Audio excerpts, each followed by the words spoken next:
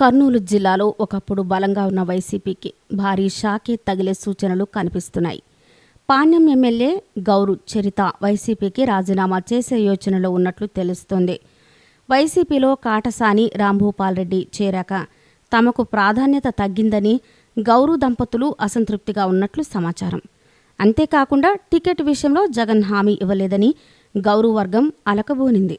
గౌరు దంపతులు 2 రోజుల్లో కార్యకర్తలతో సమావేశమై భవిష్యత్ కార్యాచరణ ప్రకటించనున్నట్లు సమాచారం. వచ్చే నెల 6న గౌరు ఫ్యామిలీ టీడీపీలో చేరే అవకాశం ఉన్నట్లు తెలుస్తోంది. గతంలో కాటసాని పార్టీలో చేరిన సందర్భంలో మీకు పార్టీ టికెట్ దక్కుతుందా అని ఆమెను మీడియా ప్రశ్నించినప్పుడు ఆమె చేసిన వ్యాఖ్యలపై రాజకీయ వర్గాల్లో చర్చ కూడా జరిగింది. అప్పట్లో ఆమె ఏమన్నారంటే, జగన్తో కొట్లాడైనా పాణ్యం టికెట్ తెచ్చుకుంటామని వ్యాఖ్యలు చేశారు.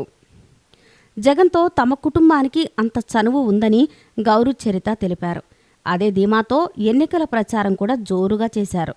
మరోపక్క పాణ్యం సీటుపై జగన్ తనకు హామీ ఇచ్చారని చెప్తూ కాటసాని కూడా నియోజకవర్గంలో పెద్ద ఎత్తున ప్రచారం చేశారు. గత కొన్ని నెలలుగా జరిగిన పరిణామాల మూలంగా తమకు ప్రాధాన్యం తగ్గిందని గౌరు దంపతులు మనస్తాపం చెందినట్లు తెలిసిందే. దీంతో ఒక పార్టీలో ఉండి ప్రయోజనం లేదని భావిస్తున్నట్లు సమాచారం. కర్నూలు జిల్లాలో ఈ పరిణామం వైసీపీకి షాక్కు గురిచేసింది. ఇప్పటికే గత ఎన్నికల్లో తమ పార్టీ తరపున గెలుపొందిన భూమా కుటుంబం Kurnool MLA SV Mohan Reddy, Nandyal MP SPY Reddy టీడీపీలో చేరడంతో పార్టీ బలహీనంగా మారింది. ఈ వీడియో కనుక మీకు నచ్చినట్లయితే లైక్ చేయండి, షేర్ చేయండి.